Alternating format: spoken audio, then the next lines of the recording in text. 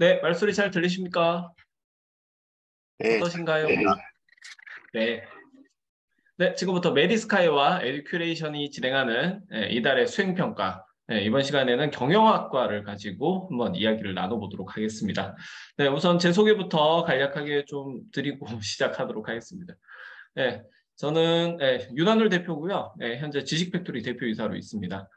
그래서 저도 이제 뭐 인문우술 쪽에서 다년간 이제 활동을 하다가 이제 컨설팅이랑 이런 부분들 같이 진행을 하고 있습니다.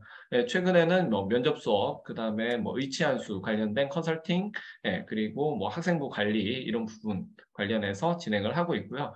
이번에 뭐 경영학과 같은 경우에 상당히 좀 많은 학생부 관리를 통해서 이런 경영학과 합격생들이 있는데 그런 부분 관련해서 말씀 한번 나눠보도록 하기 위해서 이렇게 자리 마련하게 됐습니다. 네, 우선 김현 선생님께서 먼저 한번 설명을 한번 해주시고요. 그 이후에 저도 이제 차근차근 한 번씩 말씀드리도록 하겠습니다. 네, 안녕하세요. 김현입니다. 우선 PPT 화면을 조금 제가 준비한 걸로 바꾸고 진행을 해보도록 하겠습니다. 잠시만요. 이렇게 해서 보면 봐야겠네요. 잠시만 공유를 조금 하겠습니다. 네, 소개받은 김현이고요. 일월 수행평가 이제 벌써 두 번째, 지난달에 그 인공지능 계열에서 두 번째 시간을 좀 맡게 됐습니다. 뭐 저도 이제 좀 낯서신 분들이 있을 것 같아서 제 개인 소개를 좀 드리고 진행을 하도록 하겠습니다. 잠시만요. 혹시 오디오가 안 들리시는 분들 있으시면 그 볼륨을 높여주시거나 이어폰을 꽂거나 좀 해주셨으면 좋겠습니다. 네, 제 간단한 학력상 사회 관련 이력, 학원 관련 경력이고요. 저는 면접, 뭐 자기소개서, 입시 컨설팅 이런 것들을 담당을 해왔고, 네, 1년에 뭐 적으면 한 150명, 많을 때 한 250명까지 이제 중3부터 고3들까지 진행을 하고 있습니다. 그래서 거기서 누적된 정보와 좀 경험을 바탕으로 다양한 설명회를 진행을 해왔고요. 네, 이번 이제 하반기에는 네, 윤활 대표님께서 흔쾌히 동의를 해주셔서 좀 합동 이런 설명을 좀 진행을 하게 되었습니다. 제가 이제 크게 오늘 준비한 내용은 이 정도인데요. 그러니까 기본적으로 이 설명회가 이제 두 번째입니다. 지난달에 이어서. 그래서 기본적으로는 일단 수행평가가 좀 강조는 되고 있는데, 이거를 알아서 잘해가는 학생들이 있는 반면에 잘 못하고 나중에 결국 후회하는 학생들이 많기 때문에 이 수행평가를 어떻게 준비할지에 대한 좀 그런 초점을 맞춰서 진행을 하고 있고요. 우선 뭐 이렇게 5가지 정도 제가 준비된 꼭지가 있는데 하나씩 하고 하나 하고 윤 대표님 말씀드리고 이런 식으로 약간 주거니 받거니 하겠습니다. 한 사람 얘기만 계속 들으시면 지루하실 수 있으니까요. 그래서 우선 제가 이 학종이 최근에 좀 줄었죠. 그래서 이제 뭐 학종이 끝났다, 생기부가 끝났다, 뭐 이런 얘기들이 조금 나오는데 거기에 대해서 조금 인트로적인 총론적인 말씀을 드릴 거고요. 요거는 아마 지난 시간과 중복되는 내용일 겁니다. 그다음에 세특과 수행평가의 상관관계까지 일단 총론적으로 말씀드리고 그다음에 이제 저의 첫 번째 챕터인 이제 대입 기출, 이제 면접이겠죠. 면접 기출에 나와 있는 이런 이제 그 경영학과 관련 내용이 어떻게 나오는지 한번 살펴보고 그다음에 뒤에 나오는 이제 구체적으로 우리가 어떤 주제들로 수행평가를 수행할지에 대해서 차근차근 말씀드리기로 하겠습니다. 자, 과연 학종이 끝나고 생기부가 끝났느냐? 우선 이 내용을 조금 보여드려야 할 것 같은데요. 이제 뭐 간단히 말씀드리면 자동 봉지는 여전히 유지가 된다. 그래서 이게 이제 2019년에 나온 자료에 있는데 여기 이제 보시는 것처럼 지금 예고 중이들이 현 중이들이 이제 현재 고2가 되겠죠. 보시면 이제 생기부의 내용들이 다 거의 다 그대로 남아 있다. 즉 동아리에서 자율 동아리 없어진 거. 그 다음에 봉사활동 빠진 것 빼고는 다 여기 위에가 그대로 들어가 있기 때문에 여전히 이제 생활기록과 학생부 종합전형은 네, 가장 주된 전형이고 양적으로 보더라도 또 질적으로 보더라도 이제 주요 대학에서 가장 선호하는 전형인 걸 아실 수 있습니다. 그래서 요게 대해서 조금 뒷받침하는 내용들을 보여드리면 요건 이제 서울대학교 학생부 종합전형 책자에서 가지고 나온 내용인데요. 여전히 서울대학교는 무엇을 본다? 자기주도 학습 경험에서 나타나는 지적 호기심, 탐구 의지, 학업에 대한 적극성 및 진취성, 진로 탐색 의지 등을 고려한다. 근데 이런 게 드러나는 게 이게 기본적으로 내신으로만 표현될 수 없는 것이기 때문에 이 뒤에 나와 있는 것처럼 적극적인 특수활동, 글쓰기, 탐구활동, 실험수업, 교내대 참여 등으로 나타난다는 거죠. 그래서 앞에서 이제 수상실적 자체는 빠지는 걸로 되어 있지만 이제 학생부 종합전형을 열심히 준비해 주신 학교에서는 이런 교내대 참여 역시도 반영을 하실 것이다 라고 말씀을 드릴 수 있습니다. 자, 다음 독서죠. 뭐 독서도 이제 항목 자체가 빠졌다고 해서 자꾸 이제 이 부분을 소홀히 여기시는 혹은 소홀히 말씀하시는 분들도 일부 있는데 전혀 그렇지 않다는 거죠. 독서는 모든 공부의 기본이다. 이거 제가 서울대학교 자료 그대로 가지고 온 겁니다, 지금. 그래서 여기 마지막 문장처럼 서울대학교는 그리고 서울대학교만이 아니라 서울에 있는 주요 최상위권 대학들은 당연히 독서를 통해 생각을 키운 큰 사람을 기다린다는 것이죠. 그래서 앞에서 보셨던 이제 자꾸 요 항목 독서 활동이 빠졌다. 이게 미반영된다. 이걸 가지고 자꾸 독서가 필요 없다고 말씀하시는 분들이 계신데 이미 이제 요 독서 활동 목록 자체는 사문화됐었죠. 이건 참고문헌 역할만 했던 거고 실제로는 책을 읽고 한 활동들이 뭐 창체가 됐던 세특이 됐던 노가 들어가 있어야 됐기 때문에 그 활동은 여전히 유효하다고 보시면 될 것 같습니다. 다음 이제 그러면 이제 뭐 세특 하는데 대체 세특과 수행평가가 무슨 관계가 있느냐? 요건 제가 이제 기재 매뉴얼을 통해 좀 말씀을 드릴 텐데요. 자, 지난 시간 오셨던 분들은 조금 복습하신다는 기분으로 들어주시면 좋을 것 같아요. 자, 요거는 이제 교사용으로 나와 있는 교육부에서 배포한 그 기재 요령 그 매뉴얼입니다. 보시면 자, 이런 식으로 가이드라인이 나와 있고요. 근데 이 부분이 중요하죠. 정규 교육 과정의 교과 성취 기준에 따라 수업 중 연구 보고서, 소논문, 우리 소논문 안 된다 그랬습니다. 소논문형 명시 나옵니다. 작성이 가능한 과목은 특기할 만한 사항인 과목 학생에 대하여 쓸 수 있다. 그래서 이제 아예 요 수학과제 탐구, 사회문제 탐구, 융합과학, 과학과제, 사회과제 연구에서는 보고서나 이제 요는 아예 형식적으로도 보고서라는 걸 쓸 수가 있고요. 그 다음에 요 과목이 아니라고 하더라도 뭐 이미 아시겠지만 세부 특기 사항에는 소위 이제 탐구 활동이란 이름 혹은 뭐 연구란 이름으로 보고서나 발표가 들어가고 있습니다. 그래서 뭐 보고서 발표가 필요 없다. 아니 그건 이제 뭐 학생부 종합전에 반영이 안 된다. 이것은 기본적인 팩트 체크가 안 된 이야기고요. 그래서 그럼 이걸 어떻게 쓰느냐? 세부 능력의 특기사항 세 특이죠. 요걸 합쳐서 학생 참여형 수업 및 수업과 연계된 수행평가 등에서 관찰한 내용을 입력한다. 학생 참여형 수업, 소위 말하는 토론 수업이나 발표 수업이겠죠. 수업과 연계된 수행평가. 수행평가의 형태는 대략 9에서 10가지 정도 형태로 나옵니다. 그 결과물을 가지고 평가를 한다는 거죠.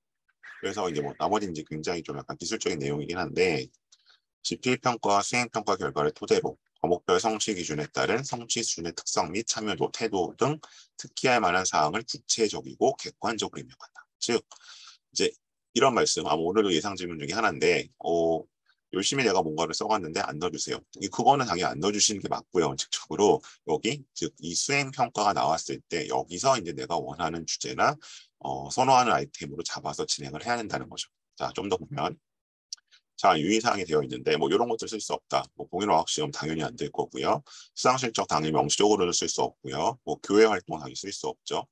논문, 뭐 석사를 보내고 당일 수 없는 것들, 여기 되게 당연한 얘기들 나와 있는데, 자, 또 하나는 뭐냐면 이 부분이죠. 자율활동으로 작성한 연구 보고서 관련 사항 일체는 기재할 수 없으며 탐구 보고서 등으로 편법적 기재도 금지한다.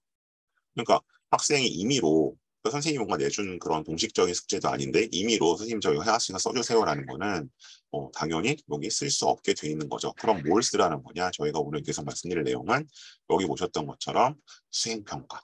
네. 지금 아마 이제 10월 달에 중간고사 끝났거나 가는 학교에서는 이제 2학기는 11월이 이제 수행의 달이죠. 뭐 일주일에 막 2개, 3개씩 나오기도 하는데 그 수행 평가에서 내가 지망하는 학과나 계열에 맞는 아이템을 잡아야 한다는 거죠. 다 끝난 다음에 뭐 12월 말에 가서 갑자기 뭘 해왔으니까 넣어주세요 그러면 안 넣어주시는 게 원칙적으로 맞다는 겁니다. 그래서 지금 이제 이걸 해결을 하셔야 되는 거고요.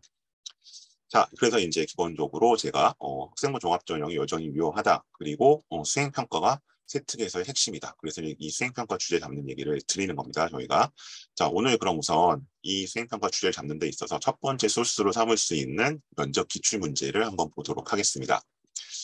우선 가장 이건 최신 문제입니다. 이건 서울대학교 일반 전형, 서울대학교 지역균형과 일반 전형이 있는데 보통 지교는 보통 이제 그 전교 1등들이 쓰는 전형이죠. 학교에서 2명씩만 써주는 거 일반고에서. 그다음에 나머지는 다 일반 전형으로 들어가야 되는 거기서 사회과학 문제를 가지고 왔습니다. 그래서 이제 내용을 보시면 뭐 그냥 간단히 보시면 가에서는 지금 인도에서 뭔가 새로운 회사법이 제정되었다. 그런 내용을 지금 하고 있고요. 근데 이 회사법의 내용이 뭐냐 하면 제가 조금 표시를 할게요. 여기 기업의 사회적 책임, 그러니까 CSR을 의무화한 내용이에요. 근데 다만 여기 이제 기준을 둬서 모든 기업한테 다 하라는 것이 아니라 일정 규모 이상 되는 기업에 대해서 의무적으로 이걸 하라는 얘기가 되어 있고요. 그다음에 나와 다에는 뭔가 여기에 대해서 약간 이제 다른 시각으로 좀 접근할 수 있는 내용들을 내놨어요. 나는 뭐였냐면 이제 자선단체 기부하는 프로그램. 이제 경매에 응하면 이제 뭐 수익의 몇 %, 일부를 기부하는 것이죠. 이걸 해봤더니 어떤 내용이다. 기부 프로그램에 배정된 매물이 뭔가 가능성이 훨씬 높았다. 아니, 요거는 약간 사람들의 자발적 혹은 이제 어떤 인센티브 형태의 걸 얘기를 하고 있는 거고요. 다에서는 이제 여기서 나오는 것처럼 그 CSR이라는 것이 갖고 있는 것의 약간 양면성, 즉 독점적 기업, 우리 보통 이제 뭐 대기업이거나 뭐 어쨌든 큰 기업이겠죠. 큰 기업에서는 이런 뭐 괜찮은데 굉장히 좋은데 생존의 기로에 있는 기업들, 뭐 위기에 있거나 아니면 우리 뭐 흔히 얘기하는 것처럼 이제 뭐 중소기업들 같은 경우에는 오히려 위험을 초래할 수 있다. 왜 이제 뭐 CSR까지 갈 수 있는 여유가 별로 없으니까. 그래서 이제 어쨌든 이 CSR 자체가 뭔가 문제가 되어 있는 걸 좀 보실 수 있습니다. 그래서 지우고요. 이제 이런 제시문을 내놓고 뭘 물어보느냐. 자, 나와 다를 통해 기업 사회적 책임 활동을 수행하는 기업의 특정 동기와 상황을 추론할 수 있다. 그죠? 기업들의 다양한 동기와 상황을 고려해서 가해 인도정보회사법 개정이 기업의 사회적 책임 활동과 이윤 창출에 미칠 수 있는 영향을 원하시오. 그러니까 이제 오늘 제가 이 문제를 풀 건 아니니까 그럼 기본적으로 이 사회적 책임에 대한 좀 얘기를 이제 지금 다른 방면에서 하는 얘기를 하고 있고요. 다음 2번 사회문제 해결을 위한 정부와 기업의 바람직한 역할 구분에 대해 설명하고 그 관점에서 회사법 개정에 대해 평가하시오. 자, 그러면 일단 저는 여기서 좀 지금 뭐 혹시 뭐 경영과 관련된 문제도 이것만 있는 것은 아닌데 서울대학교 고대 이제 기출 문제 중에서 이걸 가져온 이유는 일단 가장 최신 기출이기도 하고 여기서 이제 저는 요새 전반적인 사회 분위기는 뭐 CSR, 뭐 그다음에 이제 CSR이라면 요새 잘 안 쓰죠. CSV 혹은 이제 뭐 ESG 이런 말로 바뀌었는데 거기에 대해서는 좀 사회적으로 굉장히 좀 한쪽으로 쏠려 있잖아요. 이건 뭐 반드시 해야 되는 거고 이것을 안 하면 잘못된 거고. 그러니까 이제 경영학과 하는 친구들 장래 희망 보면 뭐 사회적 기업가 이거 엄청 많거든요. 거의 10년째. 근데 이제 거기에 대해서 뭔가 대학이 내놓은 문제를 보면 그런 어떤 대중적인 뭐 일반적인 여론과는 조금 시각이 다르다는 것을 보실 수 있죠. 왜냐하면 지금 여기는 뭔가 만약 이제 우리 전반적 여론은 아마 가와 같은 이런 인도회사법에 대해 굉장히 긍정적으로 적극적으로 찬성할 가능성이 높은데 지금 이 문제 자체 세팅을 보면 그렇지는 않죠. 뭔가 여기에 대해서 굉장히 좀 다르게 생각해 볼 수 있는 제시문 나와 다를 일단 제시를 하고 있고요. 그다음에 이제 저는 이제 이 문제를 제가 보여드린 이유는 이런 문제가 나왔을 때는 제가 기본적으로 프레임이라는 얘기를 좀 쓰거든요. 그러니까 저희가 지금 뭐 정치나 미디어에서는 프레임이라는 용어가 사회에서 좀 부정적으로 쓰이지만 여기는 이제 기본적으로 면접이라는 건 이제 학생의 가치관을 물어보는 것이기 때문에 이제 프레임이 좀 잡히는 거죠. 하나는 그러면 이 사회 문제 해결하는 데 있어서 정부와 기업이 어떻게 역할 분담을 할 것이며 이제 저 회사법 같은 경우는 대표적으로 뭔가 이 정부가 기업에 대해서 개입을 하는 방식이잖아요. 그죠? 여기에 대해서 이제 어떻게 생각하느냐 이걸 물어보고 있는 거죠. 그래서 이 회사법 개정은 지금 의무를 부과한 거였잖아요. 법적으로. 저희가 보통 이제 규제라고 치죠. 그러니까 정부가 어떤 정책을 취하는 데 있어서 약간은 이제 제한하거나 좀 더 강하게 개입할 때는 규제 형식, 레귤레이션의 형태를 취하고 반대로 이제 사람들이 뭔가 자발성이나 약간 스스로 하는 걸 좀 원하려면은 이제 인센티브, 유인의 방식을 취하는데 그럼 이제 어떤 정책을 취하는 데 있어서 그러니까 이 문제는 이제 CSV 자체를 부정하는 건 아닙니다. 그건 물론 필요한데 그거를 구현하는 방법에 있어서 이걸 이제 인센티브의 방식으로 할 것이냐 아니면 레귤레이션의 방식으로 할 것이냐 이제 이건 본인의 가치관을 물어보는 거죠. 근데 생각보다 이제 이 문제를 풀게 되면 뭐 이걸 제가 일괄적으로 말씀드리기 어렵습니다만 예를 들어 뭐 이런 약간 활동이나 이런 게 조금 여러 가지 활동들을 많이 했던 상대적으로 특목고나 잘하고 친구들은 약간 친기업적인 발언들이 나오는 경우가 많고요. 요 이제 문제에 따라서 아니 인센티브 방식을 더 선호하는 경우가 많이 있고 경영 경제를 좀 오랫동안 준비한 친구들은 반대로 이제 조금 막연하게 그냥 공부 잘하니까 문과에 환경 관리를 했던 친구들은 규제 방식을 선호하는 경우들이 있어요. 근데 뭐 제가 어느 쪽이 옳다 그르다 좋다 나쁘다 문제가 아니라 여기에 대해서 정확하게 이 포인트가 뭔지를 좀 짚을 필요가 있겠죠. 따라서 저희가 이제 최근에 뭐 중대재해처벌법이라는 거 몇 가지 어쨌든 기업의 활동들을 상당히 약간 좀 제한하고 규제하는 형태의 입법들이 많이 나오고 있는데 이런 것들을 토대로 한번 수행평가를 진행해 보는 것도 본인의 이런 가치관을 한번 점검해 보고 내가 어떤 로직을 가질 수 있는지에 대해서 고민해 볼 수 있는 좋은 기회가 될 것 같습니다.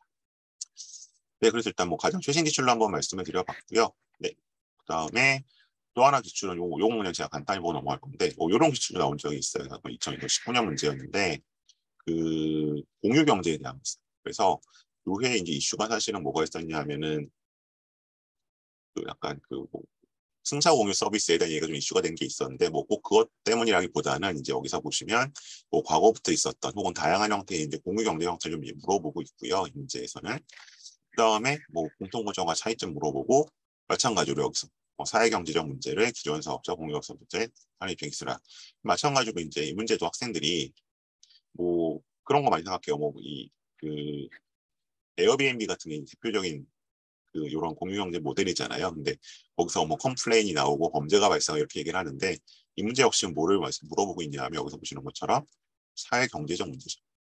그리고 이제 여기에 뭔가 각각 얽혀 있는 기존 사업자, 공유 서비스 업체, 대여자, 이건 소비자죠.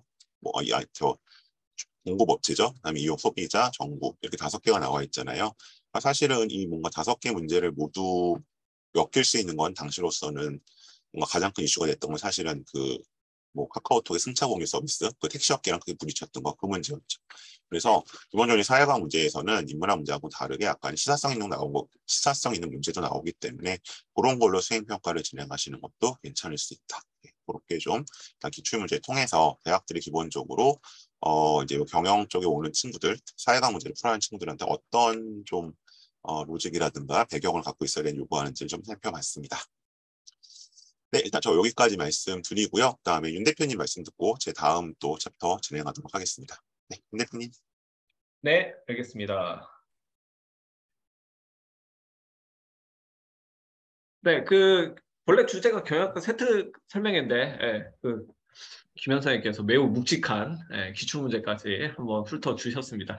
자, 일단 저는 준비한 내용은 경영학과와 관련된 내용이고요. 뭐 많은 분들이 아실 수도 있지만 오히려 너무 잘 알기 때문에 이게 준비가 안 되는 건지 아니면 잘 아신다고 생각을 해서 그러신 건지 모르겠지만 일단 생각보다 되게 많은 것들이 있다는 거 한번 짚어보고 진행하면 좋을 것 같습니다. 자, 일단 경영학과의 세부 분야인데요. 경영학이라고 하는 학문 자체가 되게 넓습니다. 네, 그래서 좀 손대고 있는 부분도 많고요. 그다음에 졸업생들의 어떤 진출 현황이나 이런 부분에 있어서도 되게 그냥 본인이 하고 싶은 거 하시면 되죠. 네, 그래서 크게 한번 보면은 이제 매니지먼트, 그다음에 회계, 재무, 마케팅, 그다음에 ODI라고 해서 정보 시스템과 관련된 내용들이 또 있습니다. 특히 최근 들어서 조금 각광을 받거나 또는 좀 이슈가 되고 있는 학과 중에 하나가 산업공학과죠.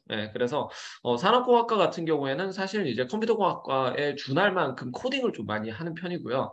실제로 산업공학과 같은 경우에는 경영학과에서 쓰는 여러 가지 IT 도구들을 산업공학과에서 많이 제작을 합니다. 그래서 금융공학이라든지 이런 부분들을 거기서 서포트를 하고요. 그래서 이제 결국 뭐 결정은 경영학과에서 내리지만 그 결정을 내리기 위해서 여러 가지 지표를 만들어내고 도구를 만들어내는 데가 산업공학과다 이렇게 생각하시면 될 것 같고 파생되는 어떤 학과들 같은 경우에도 뭐 기술 경영, 뭐 건대 같은 경우에 기술 경영이 있죠. 그래서 경영학 이외에 뭐 기술 경영이라든지 아니면은 경영정보학과라든지 그다음에 뭐 이과 같은 경우에는 산업공학과 뭐 이런 형태가 있습니다.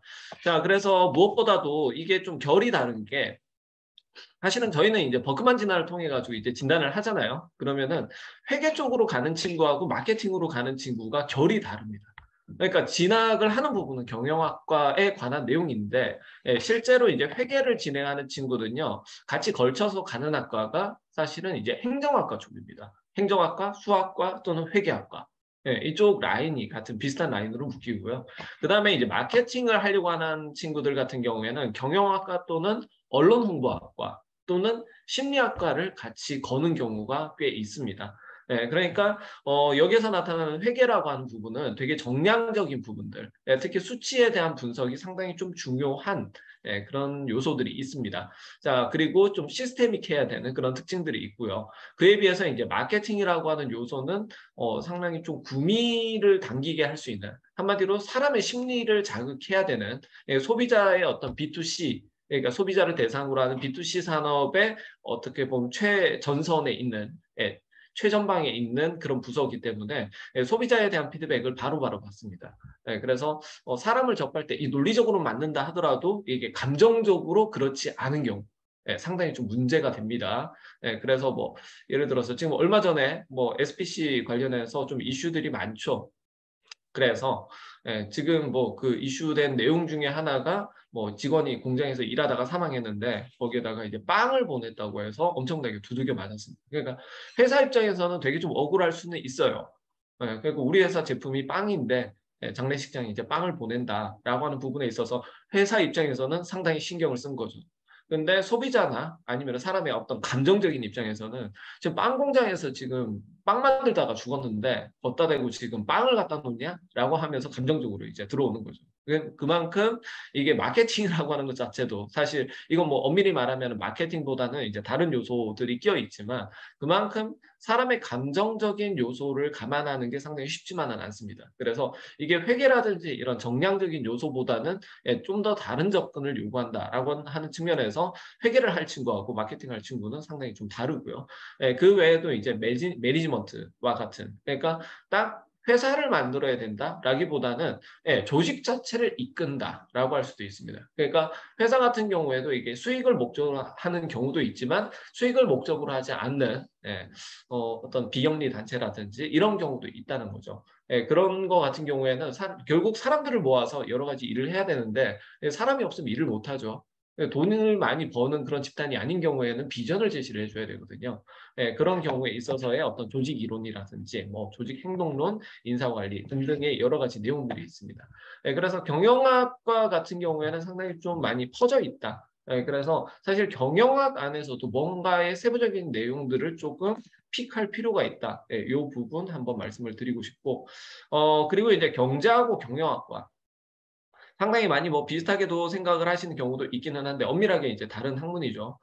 제가 생각하는 경제학과와 경영학과의 차이, 뭐 공식적으로 나눈 부분은 뭐 경제학과는 한 국가의 경제 전체를 분석하고 그다음에 경영학과는 기업의 경제 행위를 분석한다라고 이야기를 하지만 제가 좀 직관적으로 볼 수 있는 이 두 학과의 차이는 경제학과는 이론을 바탕으로 해서 여러 가지 사례 적용을 하는 그런 학과와 과목인 것 같고요. 경영학과 같은 경우에는 사례가 이론을 만들어내는 그런 학과가 아마 경영학과 같습니다. 뭐 사례를 하나 들어본다면은 그 학부모님들은 다들 아시는 그 복분자 광고. 남자한테 진짜 좋은데 이 광고. 많이들 아시죠? 근데 이게 광고 입장에서 이론적으로 보면은요. 이건 절대 히트를 칠 수가 없는 광고. 이상한 40, 50대 아저씨가 나와가지고 남자한테 진짜 좋은데 이런 사투리를 쓰면서 이미지 자체가 되게 막 업그레이드 되는 게 아니에요. 되게 촌스러운 이미지가 그대로 가요. 그러면서 뭐라 말할 수도 없고 이러면서 사람들의 궁금증을 자아내긴 하지만 상당히 이론적으로 볼 때는 그냥 이런 광고를 만들면 안 된다라고 워스트에 나올 수 있는 그런 퀄리티입니다. 자, 근데 결과적으로 어떻게 되느냐? 제품도 상당히 홍보가 잘 되고 광고도 되게 유명해졌습니다. 그래서 이런 경우를 본다고 하면은 광고라고 하는 것 자체, 광고는 사실 이제 뭐 이론적으로 이러해야 된다, 저러해야 된다, 뭐 탑 클래스의 어떤 뭐 연예인을 써야 된다, 여러 가지 요소들이 있기는 하지만 결국 히트친 광고가 다시금 광고의 이론을 만들어냅니다. 그래서 결국 경영학과 같은 경우에는 결국 돈을 벌었을 때, 그러니까 오히려 이론대로 하면은 돈이 잘 안 벌립니다. 제가 볼 때 제일 좀 쓸데없는 내용 중에 하나가 그 경영학 박사. 그러니까 뭐 실제 창업을 해본다든지 실무 경영을 하신 분들하고 경영학 박사분들하고 실제로 경영을 맡겼을 때 뭐 공부를 더 많이 했으니까 잘 할 것 같죠. 근데 절대 그렇지 않습니다. 실무적으로 경영을 하신 분들이 훨씬 더 경영을 잘 하세요. 그런 것처럼 경영학 자체는 이론보다는 어떻게 보면 실전, 경험이 상당히 좀 중요한 부분들이고 다만 이 학문적으로 이론적으로 배우는 것 자체가 이러한 실전의 경험을 모아서 이걸 좀 더 효율적으로 배우는 그런 부분인 것 같습니다. 자, 그래서 경제학과 같은 경우에는 상당히 그 이론을 통해서 결정되는 어떤 학문인 반면에 경영학과는 그 사례에 대한 내용들을 많이 이야기를 합니다. 자, 그 다음에 이제 산업에 맞춰서 어떤 경영적인 방법이 좀 많이 필요한데, 그러니까 지금 우리나라에서 이제 표준 산업으로 분류되는 여러 가지 산업군들이 있고요. 특히 이제 지금 융합 서비스 분야라고 해가지고 새로 떠오르는 ICT 산업의 분야를 여기 좀 제시를 해놨습니다. 이게 무슨 얘기냐면은 내가 경영학과를 간다라고 했을 때 단순하게 경영학과를 가겠습니다라고 하면은 되게 좀 추상적일 수 있다는 얘기입니다. 그러니까 어떤 산업에 경영학에 관심이 있는지를 조금 좁혀주는 것이 상당히 좀 도움이 될 겁니다. 자, 예를 들어서 뭐냐면은 그 어떤 공학적인 부분, 공대생들이 많이들 취업하는 그 분야 같은 경우에 예를 들어서 뭐 삼성전자도 있을 거고요. 또는 포스코라는 기업도 상당히 기술적인 요소가 많이 깔린 철강 기업이죠. 이 두 회사의 분위기가 비슷하냐? 절대 그렇지 않다는 얘기죠. 삼성전자 같은 경우에는 어떻게 보면 휴대폰을 만들잖아요. 근데 이 휴대폰이라고 하는 것 자체가 되게 트렌디한 제품입니다.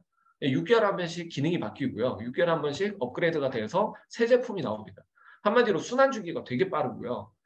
이걸 대학에서 만약에 배우고 졸업을 하고 나면 이게 구식 기술이 돼요.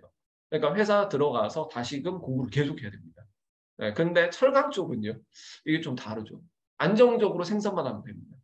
안정적으로 생산만 하면 되기 때문에 뭐 기발한 아이디어 뭐 이런 거 필요 없어요. 그러니까 삼성전자에서 만드는 휴대폰은 소비자들에게 직접 대상을 해야 되는 그런 산업이지만 포스코 같은 경우에는 소비자들이 포스코에 직접 주문 안 넣거든요. 그러니까 기업들이 철강을 필요로 하는 기업들이 포스코에 주문을 넣습니다. 그래서 어떻게 보면 산업구조 자체가 B2C 또는 B2B 확연하게 다르다는 얘기죠. 그리고 거기에 따라서 필요로 하는 인재도 상당히 다릅니다. 당연히 경영 방식도 다릅니다. 포스코 같은 경우에는 상당히 좀 안정적인, 그러니까 뭐 그렇게 획기적인 막 기술 혁신이 있어가지고 이걸 갖다 확 바꾸겠다 이런 거 잘 없거든요. 그러니까 고로가 그냥 계속 그 활발 타오르면서 지속적인 철 생산만 안정적으로 되면 된다는 거죠. 근데 삼성전자 같은 경우에는 한번 삽질하면은 이게 좀 타격이 큽니다. 예전에 노트 같은 경우에 갤럭시 노트 같은 경우 한번 불타서 배터리가 불타오른 적이 한번 있죠. 그런 경우가 있었듯이 한번 이게 좀 문제가 될 수가 있기 때문에 이런 부분에 있어서 기발한 아이디어도 필요하고 안정적인 생산도 되게 필요합니다. 그러니까 뭐냐면 실시간으로 뭔가가 업데이트가 되거나 보정이 돼야 될 필요가 상당히 많은 산업 중에 하나입니다.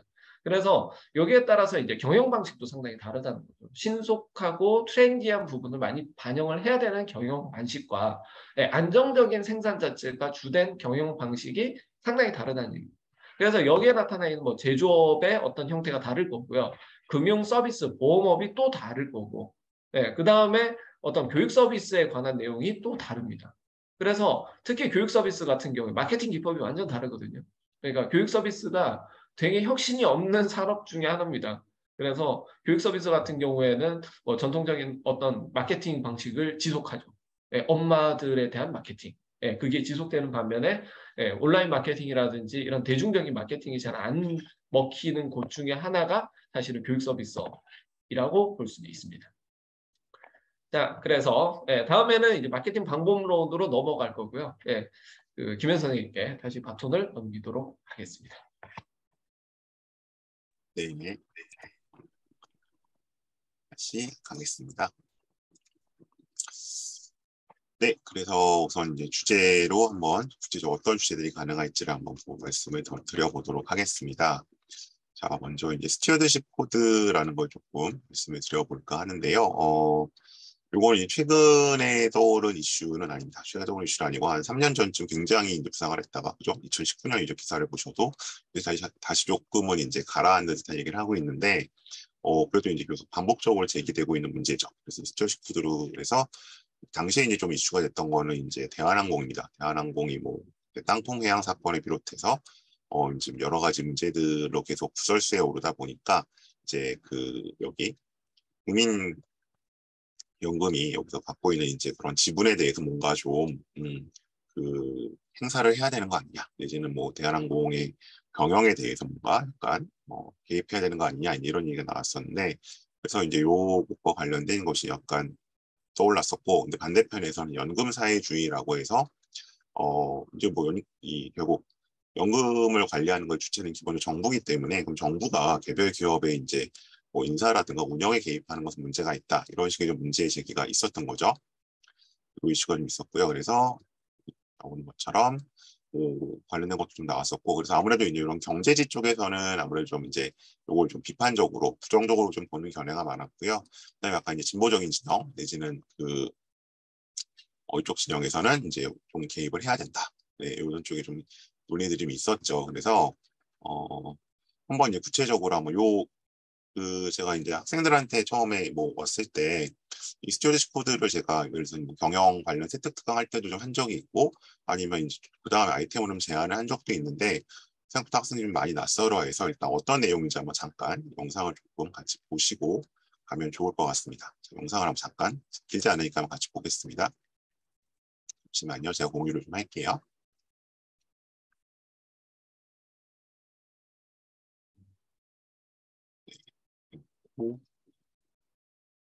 공유를 하겠습니다. 오디오를 좀 공유를 하고요.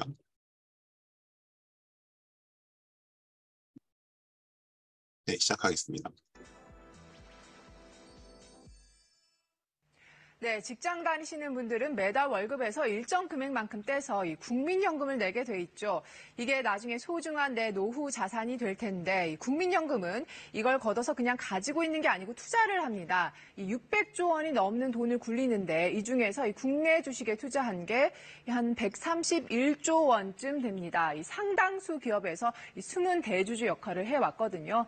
그리고 보시면은 이 삼성전자 그리고 포스코 같은 기업에서는 1대 주주고요. 이 국내 주요 300대 기업 지분의 이 5% 이상을 가지고 있습니다. 총수일가의 갑질 논란으로 이 사회적인 공분을 일으킨 대한항공 같은 경우에도요. 이 국민연금이 한진칼 다음으로 2대 주주입니다. 하루가 멀다 하고 터져 나온 총수일가 악재 때문에 이 대한항공은 주가가 보시는 것처럼 4월부터 시작해서 이렇게 쭉 곤두박질 쳤거든요. 이 국민 2,100만 명이 꼬박꼬박 챙겨놓은 노후 자금도 이 타격을 입을 상황이 된 겁니다. 기억하시는 분들도 계시겠지만 이 총수일가의 갑질 문제가 이렇게 이 기업 가치에까지 영향을 미치니까 이 국민연금이 대한항공에 이거 어떻게 해결을 할 거냐 이렇게 공개 서한을 보냈었거든요. 하지만 대주주로서 역할에는 한계가 있었습니다. 정부가 앞으로는 기업이 경영을 잘못해서 이 국민연금 운용 수익까지 깎아먹는 이런 일 줄이기 위해서 좀 더 적극적으로 감시, 견제하는 장치를 마련하기로 했습니다. 그게 지금 보고 계신 스튜어드십 코드라는 겁니다. 국민연금 같은 기관 투자가들이 마치 주인 재산을 관리하는 집사처럼 고객을 대신해서 투자한 기업의 의사 결정에도 적극적으로 참여하고 또 그 결과도 보고하는 걸 말하는데요. 외국에서는 기업 경영을 감시해서 단순히 자산을 잘 지키는 범위를 넘어서 장기적으로 수익률을 높이는 개념으로도 운영이 되고 있습니다. 정부가 스튜어드십 코드 도입을 앞두고 공청회를 열어서 구체적인 로드맵을 제시했습니다. 일단 기업의 부당한 지원, 경영진 일가의 비리나 전횡, 또 과도한 임원 보수 같은 사례들이 중점 관리 대상입니다. 당장은 경영 참여에 해당하지 않는 대주주권부터 적극적으로 행사를 하겠다는 건데요. 그러니까 내년까지는 기업에 문제가 있다고 판단이 되면은 비공개 대화를 통해서 개선을 촉구하는 걸 확대해 나간다는 방침입니다.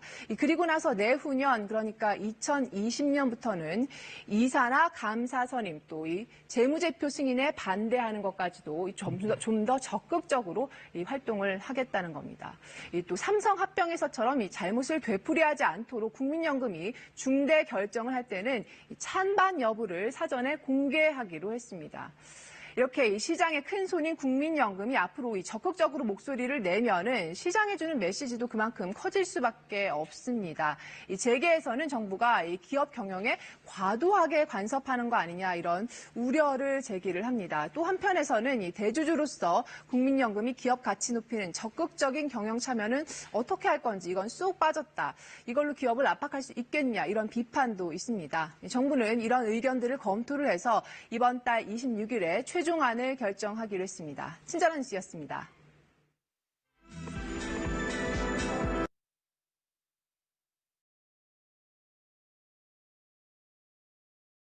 네, 여기까지였고요. 그래서 사실은 뭐 어른들 입장에서는 이제 일상적으로 접하는 용어들이고, 특히 이제 요 스토리지 코드 관련해서 이게 또 이제 그 요새 많이들 익숙해진 ESG 중에 이제 거버넌스 구조랑 사실은 또 관련이 있는 문제죠. 이제 우리 저 기업들 구조 자체가 순환 출자 구조로 되어 있기 때문에. 그래서 굉장히 익숙할 수 있는 얘기들인데 막상 학생들 입장에서는 신문을 잘 못 보니까 이런 것들을 놓치는 경우가 있어서 이제 이렇게 한번 수행평가 주제로서 한번 잡아보시는 방법도 아까 연장선상에 있죠. 기본적으로 전 이제 오늘 먼저 ESG라는 최근에 어떤 트렌드를 가지고만도 어떤 것들을 좀 약간 베리에이션을 가져갈 수 있는 보여드릴 텐데, 이것도 이제 그 중에 하나로서 생각해 보실 수 있을 것 같습니다. 죄송합니다. 그리고 화면이 넘어갔죠.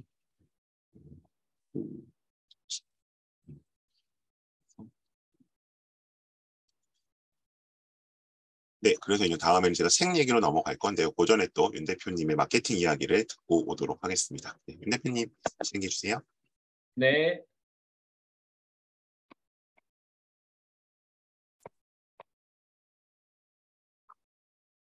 네. 우선 마케팅 방법론에 대해서 이야기를 한번 해볼 건데요. 이게 마케팅을 하는 방식이 과거에 비해서 상당히 좀 많이 바뀌었습니다. 예, 물론 이제 데이터 분석이라고 하는 부분 때문에 상당히 많이 바뀐 측면이 있고요.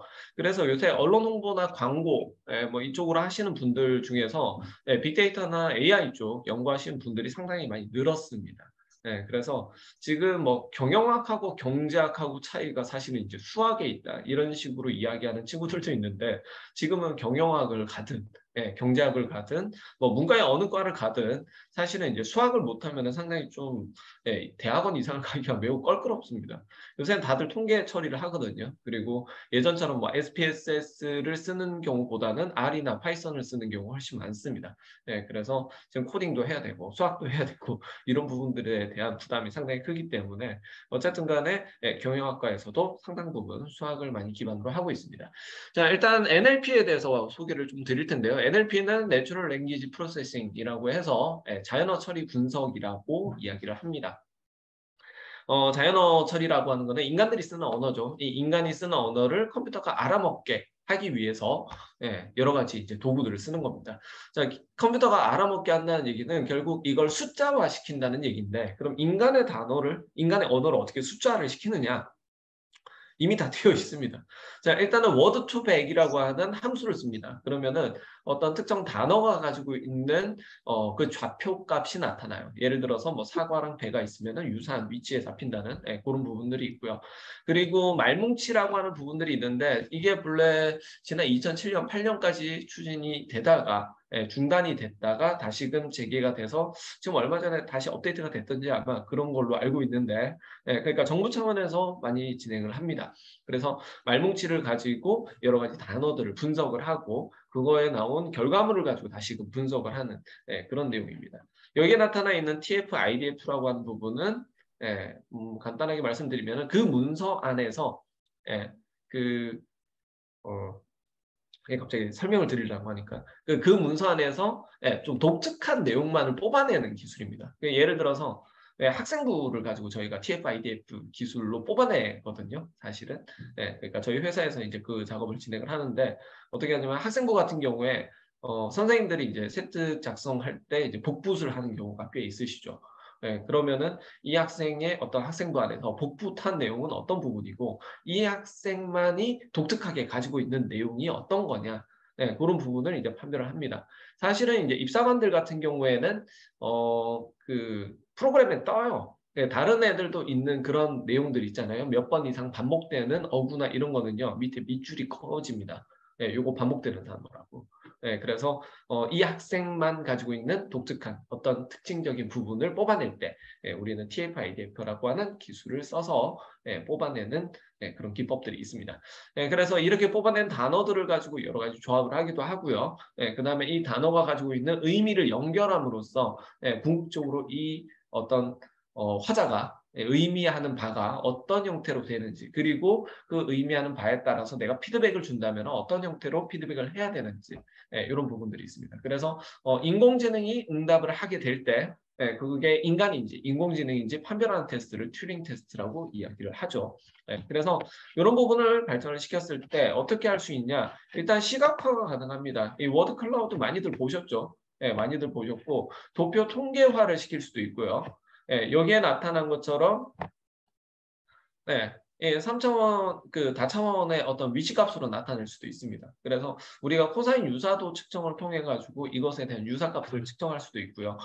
그리고 이런 결과물들을 바탕으로 해서 감정 분석이 가능합니다. 한마디로 댓글을 갖다 쫙 긁어가지고 이 감정이 뭐 긍정적이다, 부정적이다 이런 부분들에 대한 평가가 가능하다는 말씀이죠. 자, 그래서 지금 마케팅 방법론 같은 경우에 예전에가 이제 스몰 데이터였다라고 한다면 지금은 이제 빅데이터의 형태로 점점 나타나고 있는 시대입니다. 그러니까 스몰 데이터 같은 경우에는 이제 인과관계를 파악하려고 하죠. 그러니까 케이스가 그렇게 많지 않기 때문에 인간이 직관적으로 볼 수 있는 자, 이것 때문에 이렇게 마케팅을 했더니 효과가 있었다. 이렇게 마케팅을 했더니 효과가 별로 있지 않았다. 그런 형태 케이스 바이 케이스 형태로 해서 인간의 직관에 조금 의존한 그런 형태의 마케팅 방법론이 바로 스몰 데이터에 의한 그런 내용들입니다. 그래서 감성적으로 개개별적으로 접근을 하기도 하고요. 개인화된 데이터를 바탕으로 합니다. 그러니까 학원 같은 경우에 학부모님들한테 전화를 해서 뭐 직접적으로 이제 마케팅을 많이 하죠. 특히 이제 감성적으로 마케팅을 많이 하기도 하고요. 개인화 데이터에 따라서 자녀가 몇 학년인지를 다 파악하고 있어야 되고 그다음에 초개인화 마케팅이 들어가기도 하고요. 개인의 차별화된 특성에 따라서 맞춰서 많이들 해드립니다. 자, 근데 이제 빅데이터 같은 경우에는 그런 부분은 아니죠. 데이터 덩어리, 감정을 베이스한 철저한 어떤 논리적인, 숫자적인 부분을 따지게 됩니다. 자, 근데 지금 현재 워낙에 이제 스몰 데이터를 벗어나서 스몰 데이터는 되게 좀 국한적이에요. 그러니까 경험의 한계가 분명히 드러납니다. 근데 빅데이터 같은 경우에는 쌓여 있는 데이터가 워낙 많기 때문에 그 흐름을 쫓아가다 보면은 특별한 의미를 파악할 수 있는 부분들이 분명히 있습니다. 그러니까 디테일하게 따져들면은 뭐 딱 맞춰서 입맛에 딱 구미에 당기는 그런 분석 결과가 나오지는 않지만 기본적으로 전체적인 흐름과 앞으로의 전망을 예측할 수 있는 예측 데이터가 나오기 때문에 우리는 빅데이터를 많이 이용을 합니다. 자, 그래서 IT와 결합해서 이제 마케팅 기법을 많이들 도입을 하는데요. 특히 감정 분석 같은 경우에 어떤 식의 내용들이 가능하냐면은 사용자들이 여러 가지 SNS 사이트를 통해서 이용을 할 겁니다. 그리고 이 SNS 사이트에서 나타나는 여러 가지 단어들 중에서 특정 상품에 대한 감정 요소를 알고 싶다라고 하는 부분들을 우리가 탐구할 수 있다는 거죠. 그러니까 뭐 예를 들어서 샷땡이라고 하는 브랜드, 요 샷땡 브랜드에 대해서 사람들이 어떻게 생각하고 있냐. 그리고 이 사람들이 생각하는 긍정성과 부정성에 관한 내용이 시간의 흐름에 따라서 어떻게 변하고 있는지. 자, 그러면은 만약에 내가 앞으로 이제 명품을 갖다 수입해서 되팔려고 하는 되팔러다. 그러면은 어떤 브랜드의 명품을 구매를 해야 내가 최대한 많이 남겨 먹을 수 있을 것이냐. 이런 부분들에 대한 분석이 사실은 가능하다는 겁니다. 그래서 뉴스 댓글 같은 경우에도 이 뉴스 댓글 지금은 이제 뭐 네이버나 이런 데서 많이 막아놨어요. 왜냐면은 이걸 챗봇으로 이걸 싹 그 크롤링으로 긁어버리면은 상당히 그 서버에 부하가 많이 걸리기 때문에 그것도 뭐 한 업체가 하는 게 아니고 여러 업체에서 뭐 모든 뉴스의 댓글을 갖다 이렇게 긁어가고 이러면은 그 서버에 문제가 생기겠죠. 그래서 그런 부분은 지금은 막아놓긴 했지만 기본적으로 기술적으로 뉴스에 있는 댓글들을 통해서 특정 상품이나 특정 이슈에 대한 사람들의 감정을 분석해서 결과를 내놓을 수가 있습니다. 그러니까 마케팅 기법도 예전처럼 케이스 바이 케이스로 들어가는 것보다는 데이터 분석에 의거한 그런 부분들이 많이들 나타나고 있기 때문에 이런 부분들을 많이 참고하실 필요가 있지 않나라고 하는 생각입니다. 네, 다음에는 스포테인먼트 산업 관련해서 말씀을 드릴 거고요. 김원진 선생님께 다시 한번 넘기도록 하겠습니다. 네. 화면을 켜야 되는군요. 자, 이제 책으로 한번 가보겠습니다. 결국 이제 제가 세특이나 창치에도 독서 활동이 녹아 들어가야 된다라고 말씀드렸었는데, 뭐 책은 너무 많죠. 너무 많은데 어떤 책을 할까 고민을 하다가 이제 이 책을 한번 가지고 와봤습니다. 플라스틱은 어떻게 브랜드의 무기가 되는가? 비교적 신간입니다. 21년도에 나온 책이고요. 연세대학교 경영학과 교수가 쓴 책인데, 뭐 내용은 굉장히 짐작하시는 내용 그대로일 수 있습니다. 그러니까 뭐 다양한 케이스가 나오죠. 뭐 파타고니아, 뭐 이케아, 그 다음에 이제 그린워싱에 대한 얘기 좀 나오고요. 그래서 이제 한 3년, 4년 전부터 학생들이 뭔가 이 ESG만 나오면 파타고니아가 나와서 이제 이거 말고 좀 다른 예들을 좀 넣을 수 없을까 고민들을 했었는데 이 책에 보면 이제 그거 외에 좀 다양한 다른 곳에서 이제 사용되고 있는 그런 이제 여러 가지 관련된 경영들이 좀 나오고 있고 그래서 이제 저희가 뭐 이 부분에 대해서는 이제 ESG라든가 아니면 이제 그린 환경 보호 소비에 대해서 뭐 이걸 저희가 뭐그 이제 쓰이는 표현으로 뭐 미닝아웃이라는 표현도 쓰고 있고 MZ 세대의 가치 소비라는 표현도 쓰고 있어서 이제 기본적으로 이것도 이제 베리에이션을 굉장히 다양하게 가져갈 수 있고요. 마찬가지로 이제 저거 제가 또 면접 문제를 하나 가지고 와봤는데 이제 생각보다는 조금 이제 이렇게 이런 내용들이 반영이 되는 경우가 있어서 이건 이제 고대 문제입니다. 여기 이제 보시면 뭐 제가 제시문 중에 하나 좀 따왔는데 그래서 조금 작긴 한데요. 자, 지구온난화의 대처에 당신은 무엇을 하고 있는가? 비닐봉지에 주려고 애국해서 샀는가? 페트병에 담긴 음료를 구입하지 않게 선물을 들고 다니는가? 하이브리드 장치를 구입했는가? 단언컨대 그런 선의만으로 무의미할 뿐 유해하기까지. 왜? 이것은 무엇이다 결국? 그린워시. 그린워싱이 이제 논란됐는데 이제 스타벅스 같은 경우가 여기에 대해서 조금 굉장히 좀 비판을 많이 받았었죠. 그래서 이제 요런 약간 내용들이 뭐 아주 트렌디한 건 아니고 한 4, 5년 전부터 논란이 되고 있는 것들이긴 한데 요런 이제 전반적인 기업의 ESG 경영, 그다음에 MZ세대의 가치 소비, 그린워싱에 대한 내용들이 총체적으로 이 책에 담겨 있습니다. 그래서 뭐 이 책에 나와 있는 개별 케이스들을 한번 검증해 보실 수도 있을 것 같고 이제 구체적으로 이것이 한국에서 이제 소비 트렌드와 어떻게 연결되는지 그래서 뭐 기본적으로 뭐 독후감을 써가는 형태의 수행 평가는 안 나오지만 여기 나와 있는 기본적인 경영학에서 많이 실시하는 케이스 스터디 형태로서 짜여져 있기 때문에 뭐 약간 최근에 트렌드와 좀 맞고 학생들의 관심사하고도 연결될 수 있어서 뭐 페타고니아 말고 좀 다른 쪽 케이스들을 좀 많이 보실 수 있는 그런 책입니다. 그래서 요거를 일단 토대로 해서 한번 좀 관련 검색을 통해 확장을 시켜 보시면 굉장히 좀 괜찮은 수행평가 주제의 도서로서 할 수 있을 것 같다라고 해서 책을 하나 좀 가지고 와봤고요. 그 다음에 이제 조금 더 발전해서 나가면 요거까지는 같이 말씀드릴게요. 일회용 컵 보증금제라고 이건 최신 이슈인데요. 보시면 요겁니다. 그래서 사실 이게 저희가 완전히 뭐 행사한 내용은 아니고 기존에 한번 시행이 되었다가 이제 조금 여러 가지 부작용이나 이제 뭐 반발 때문에 좀 멈췄었는데 아까 이제 요 책하고도 관련이 있는 게 어떤 내용이 나오냐면 여기서 이제 그런 내용이 나와요. 이제 뭐 저희가 페트병 같은 거 재활용 열심히 하잖아요. 그래서 이게 전부 뭐 페트병으로 만드는 의류니 무슨 가방이니 이런 게 나오는데 사실 페트병 중에서 제대로 재활용이 되는 비율은 한 10%에서 12% 정도라고 하죠.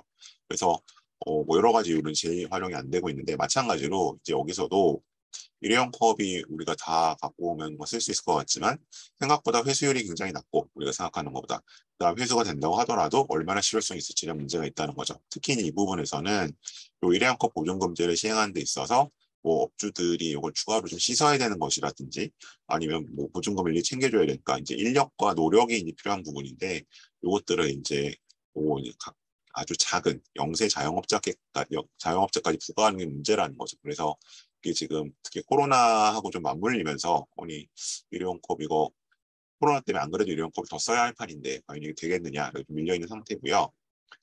그래서 이제 한번 구체적으로 이것에 대해서는 어떤 세부 논점들이 있는지 역시 영상을 통해서 한번 확인해 보도록 하겠습니다. 가다 보면 자, 이것도 제가 조금 화면을 공유를 해드릴게요. 한 2분 정도만 영상을 좀 같이 봐주시면 좋겠습니다. 볼륨을 좀 키우겠습니다. 시작합니다. 커피 들고 지나가는 사람들 수없이 보게 되죠. 커피 공화국이라는 표현이 어색하지 않습니다. 이 프랜차이즈 매장을 포함해서 커피 파는 데가 전국에 8만 곳이 넘습니다.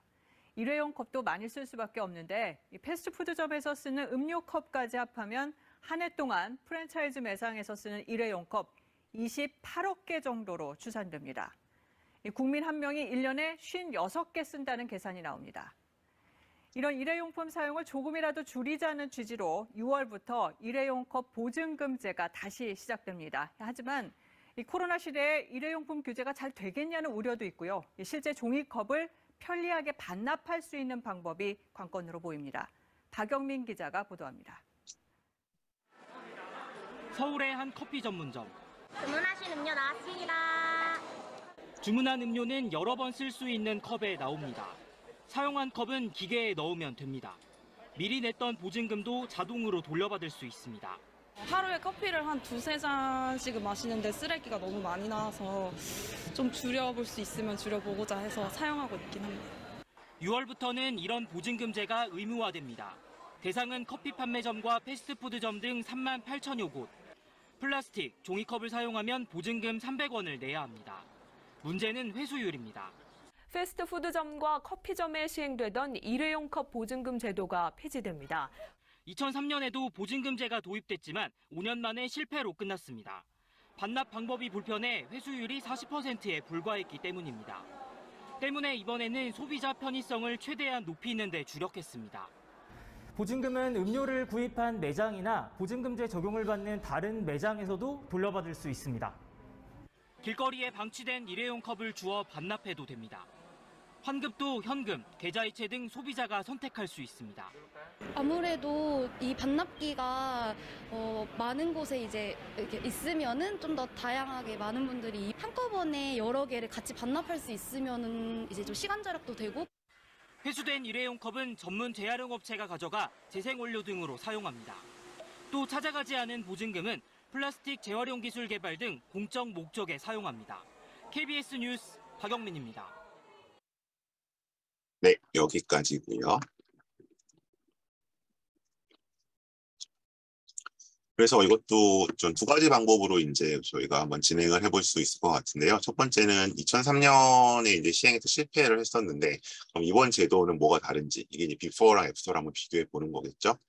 두 번째는 이제 방법론적으로 봤을 때, 보통 이제 저희가 이쪽에서는 뭐 여러 가지 방법들이 있지만, 기본적으로 이거는 참여 관찰법도 가능할 것 같아요. 이제 뭐 인류학 쪽에서 많이 쓰이는 방법이긴 하지만, 실제로 이제 시행되고 있는 한번 매장에 나가서 본인이 한번 그거 뭐 하루건 뭐 반나절을 지켜보고 또 이제 그 관계자들의 인터뷰도 가능할 것 같고 또 이런 식으로 한번 구체적인 내용들을 한번 진행해 보시는 것도 수행평가하는 주제로서 괜찮을 것 같습니다. 네, 윤 대표님 이어서 말씀해 주세요.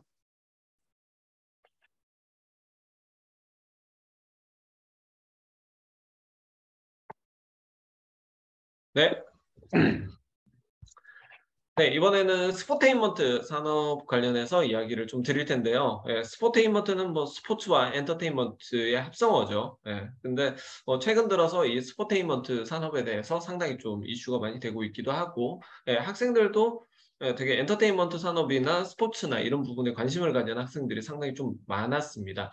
그리고 실제로도 이제 작년에 제가 이제 지방에 있는 자사고 학생이 2.6 정도 되는 내신이 2.6 정도 되는 학생인데 이 학생이 작년에 이제 서울대 경영학과를 최초학으로 붙어서 들어간 사례가 또 있었습니다. 그 학생도 스포츠 엔터테인먼트를 타겟팅을 했던 그런 사례가 있었습니다. 자, 코리안 특급이라고 하는 박찬호 선수의 대표적인 사진입니다. 그 벤치 클리어링 그 메이저리그에서 있었던 벤치 클리어링 사건 20위에 해당되는 되게 좀 생각보다 유명한 사건이고요. 그래서 그 당시에 보면은 1루로 달려나가던 박찬호 선수가 이제 태그를 당했는데 태그 당하고 나서 이제 박찬호가 막 화를 내니까 그 해당 선수가 상당히 좀 인종차별적인 욕을 했다라고 해가지고 분을 못 이겨서 한 대 치고 나서 또 이제 리벤지를 하려고 딱 오는 순간 날라차기를 2단 옆차기를 했던 그랬던 사건입니다. 원래 그 외국 애들이 싸울 때 주먹 따지면 좀 할 수 있는데 발차기는 좀 심했다 뭐 약간 이런 얘기들이 좀 있긴 하지만 어쨌든 간에 뭐 표현하는 방식이 다르기 때문에 어쩔 수 없었던 내용인 것 같고요.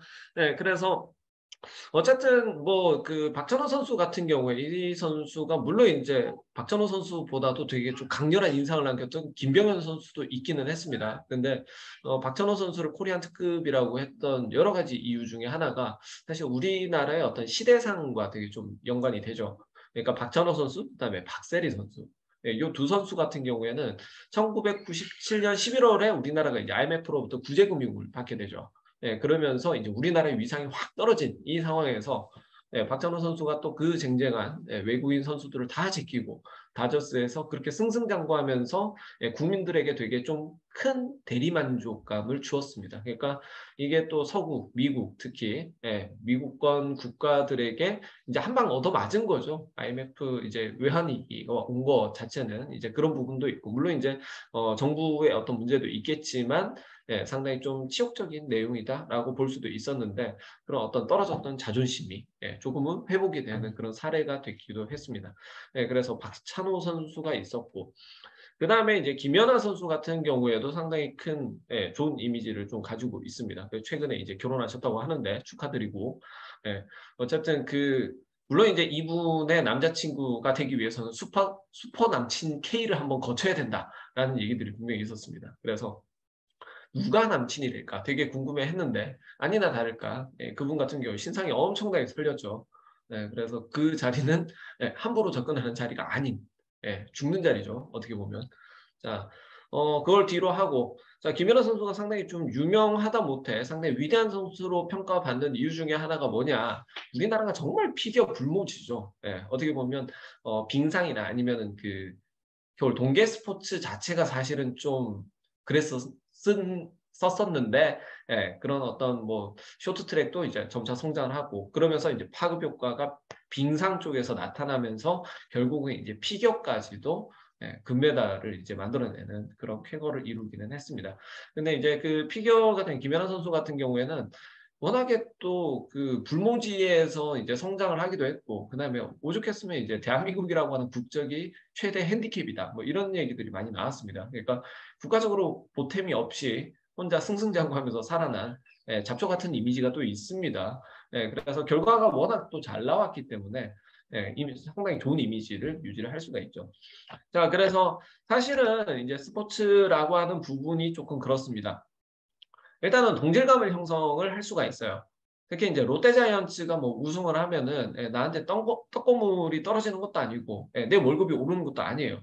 그럼에도 불구하고 부산이 고향인 분들은 롯데자이언츠가 우승하라고 그렇게 난리를 치는데 롯데는 항상 하위권에 맴돌고 있습니다. 그 구단이 문제인지 아니면 지역이 문제인지 그건 모르겠는데 어쨌든 롯데는 제가 이제 부산이 고향인데 92년에 우승하는 걸 그때 처음에 제가 야구를 볼 때가 92년이었거든요. 그래서 그때 딱 우승을 하길래 잘하는 팀이구나 이랬는데 제가 지금 40대가 돼가는데 아직까지 우승 소식이 없네요. 그런 부분들이 있고 그래서 롯데가 뭐 잘하면은 솔직히 뭐 저한테 뭐 월급이 오르고 이런 거 전혀 아니거든요. 그럼에도 불구하고 동질감이 형성이 됩니다. 그러니까 박찬호 선수가 열심히 잘하면은 거기에 대해서 동질감이 형성이 되죠.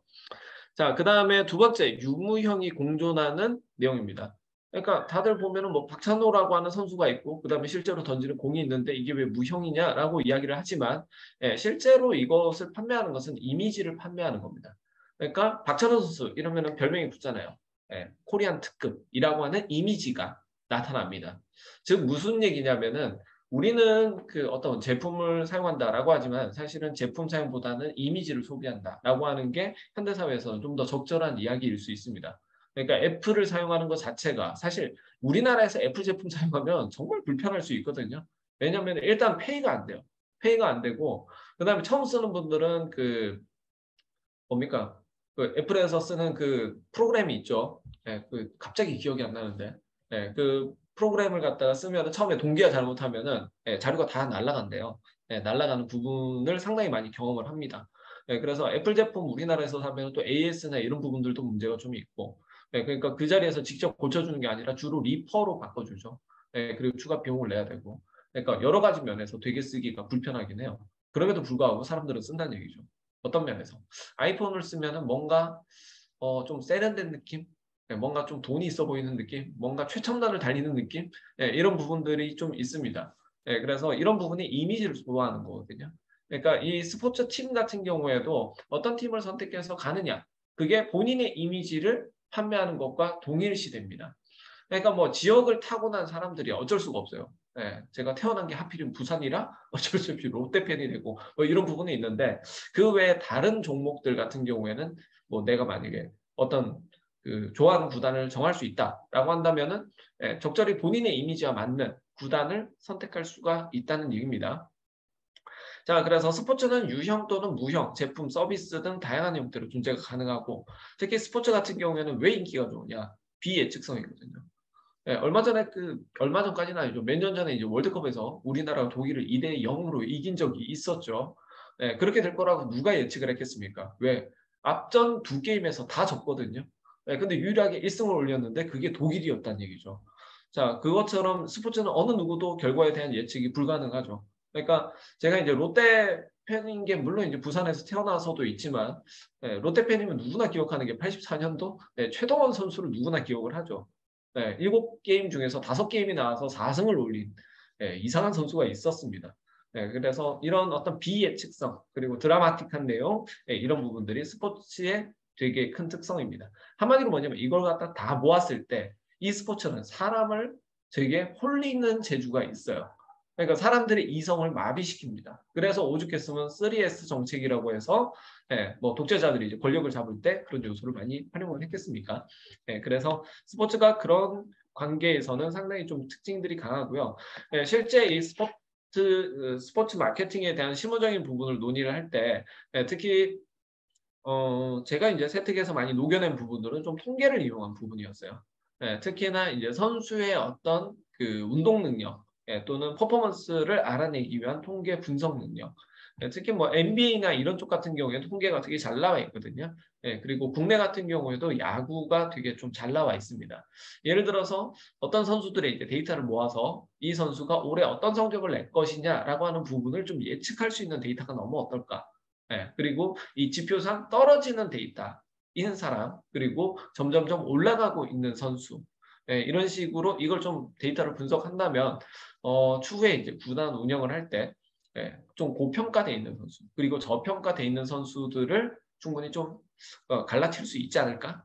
이런 부분들이 있습니다. 그래서 지금 현재 뭐 스포츠 마케팅뿐만 아니라 구단 운영에 있어서도 통계학을 충분히 활용해서 진행을 할 수가 있다라고 하는 부분이고요.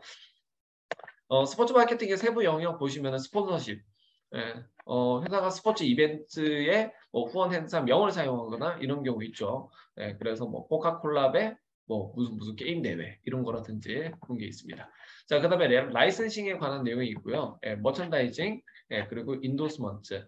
그러니까 뭐 김연아 선수 같은 경우에 항상 KB 국민은행이 많이 붙어 있었죠. 그런 부분이 있었고 TV 중계권을 판매하는 그런 형태들이 상당히 좀 많았습니다. 자, 근데 이제 독특하게 한번 살펴볼 내용은 사실 키움 히어로즈입니다. 그러니까 한국 프로스포츠 구단 중에서 되게 좀 특이한 형태인데 모기업의 지원을 통해서 운영되는 게 아니라 이름을 팝니다.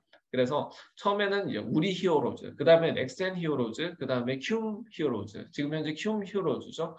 그래서 키움 히어로즈 같은 경우에도 본인들이 이제 뭐 키움, 성장이라고 하는 의미인데 넥센, 그 당시 넥센 히어로즈가 상당히 성장에 대한 이미지와 잘 맞아떨어졌다. 그래서 스폰서십 계약을 맺은 그런 사례가 있었습니다. 그러니까 키움 히어로즈 같은 경우에는 되게 좀 독특한 게, 그러니까 대체적으로 이제 프로야구 구단들은 모기업의 지원을 통해서 운영을 합니다. 한마디로 벌어들이는 것보다 지출이 훨씬 많다는 얘기죠. 그래서 모기업이 지원을 해주지 않으면 구단 운영 자체가 상당히 좀 불가능한 그런 구단들이 많은데 키움 히어로즈는 모 구단이 없기 때문에, 모기업이 없기 때문에 재정적인 문제를 자체적으로 해결을 해야 됩니다. 알뜰살뜰하게 잘 팔아야 된다는 얘기죠. 그러다 보니까 이제 선수 장사를 한다. 이런 얘기들이 상당히 좀 많았는데 나중에 뚜껑을 열고 나서 사람들이 좀 찬사로 바뀐 그런 부분들도 있습니다. 그러니까 좀 상품성이 있는 선수들을 갖다가 내보내면 분명히 성적이 떨어져야 되거든요. 근데 성적이 떨어지지 않고 새로운 선수들이 계속 나오는 그런 기현상이 있어가지고 상당히 그 이장석의 호주머니에 또 다른 뭔가가 있다. 뭐 이런 이야기들이 나오기 시작했었습니다. 자, 그래서 이런 부분에 관한 어떤 구단 운영이나 마케팅이나 아니면은 그 실제 경기 운영에 관한 내용들까지도 데이터화 시켜서 그에 관한 뭐 세부 능력 특기사항에 반영을 시킬 수가 있기 때문에 상당히 다양한 주제로 엮을 수 있는 내용 중에 하나입니다. 자, 그래서 스포츠 마케팅 한번 살펴보시고 그에 관한 어떤 세부적인 디테일 한번 짜보시면 상당히 좋지 않을까라는 생각에 이번 텀 한번 마치고 다음으로 김현 선생님께 또 바톤을 넘기도록 하겠습니다. 네. 자, 저도 이제 아마 마지막 파트가 되지 않을까 싶은데요. 자, 이거 말씀드렸고요. 자, 이제 마지막으로 이제 그럼 이런 어쨌든 경영에서 학생들이 최근에 관심을 많이 갖고 있는 ESG에 대해서 한번 찾아볼 것은 이 부분입니다. 뭐 다른 곳들도 관련 사이트도 있기는 한데 일단 그 조선비즈라는 그 사이트 혹은 이제 지면으로도 나옵니다. 하드카피로 나오는데 그쪽에서 보시면 이런 것들이 정기적으로 이제 업로드가 됩니다. 그래서 뭐 ESG에서 이거는 10월 21일이면 뭐 그제 관련 기사가 될 것 같은데 자라 중고 의류 유통 플랫폼 만든다라고 해서 이제 자라의 케이스, 뭐 자라는 다들 알죠? 이제 스페인의 자라, 그다음에 ESG 리포트에서 아까 얘기했던 페트병 여기에 대해서 이제 페트병을 그런데 버려진 라벨로 오일을 생산한다. 물론 이제 뭐 이 기사들 자체가 기업원적으로는 이제 기업에서 약간 홍보 자료로 내는 측면이 분명히 있습니다. 보도 자료 나온 측면이 있긴 하지만 이제 개별적인 것들을 가지고도 한번 뭐 아주 이제 뭐 심화된 심층 탐구는 쉽지 않겠으나 한 5분 내지 10분 정도 발표거리로서는 굉장히 잘 만들 수 있지 않을까. 그리고 결국 이제 생활기록부가 입시에 반영이 되는 것은 실제 퀄리티보다는 그게 생기부에 어떻게 기록이 되느냐가 중요하기 때문에 뭐 요 사이트 한번 기사들을 좀 활용하셔서 여기 ESG에 관한 굉장히 다양한 케이스들이 언급이 되고 있기 때문에 살펴보시면 좋지 않을까 생각을 하면서 일단 리서치 소스로서 좀 하나를 말씀을 드렸고요. 그다음에 뭐 일단 제가 좀 준비하고 있는 몇 가지 좀 안내 말씀드리고 일단 제 파트는 마무리하고 질문을 기다리겠습니다. 뭐 저희 질문은 뭐 채팅창으로 뭐 주셔도 공개적으로 주셔도 되고 아니면 DM으로 주셔도 상관없습니다. 좀 마지막에 정리해서 말씀을 드릴 거고요. 지금 요 이제 메디스카이에서 같이 진행한 요거는 이달의 수행평가라는 설명입니다. 그래서 요거는 이제 매월 4주차로 잡고 있고요. 이제 하반기에는 1주차에는 제가 일단 뭐 다른 또 대치동 일하고 있는 학원 쪽에서 의대별 스펙과 면접해서 아마 다음 주에는 연대의대를 주로 말씀드릴 것 같고요. 그다음에 이달의 책이라고 해서 이건 책 한 권씩 제가 정해서 말씀드리는 거예요. 2주차 그리고 이제 3주차에는 이제 국악학원에서 전사 특목고 아직 뭐 이제 입시가 본격 시작이죠. 중3들 입장에서는 학교별로 좀 분석하는 설명회들을 진행을 하고 있습니다. 다른 설명은 다 저 혼자 하는 거고요. 요 이제 메디스카이만 윤 대표님과 같이 합동으로 진행을 하고 있습니다. 콜라보로.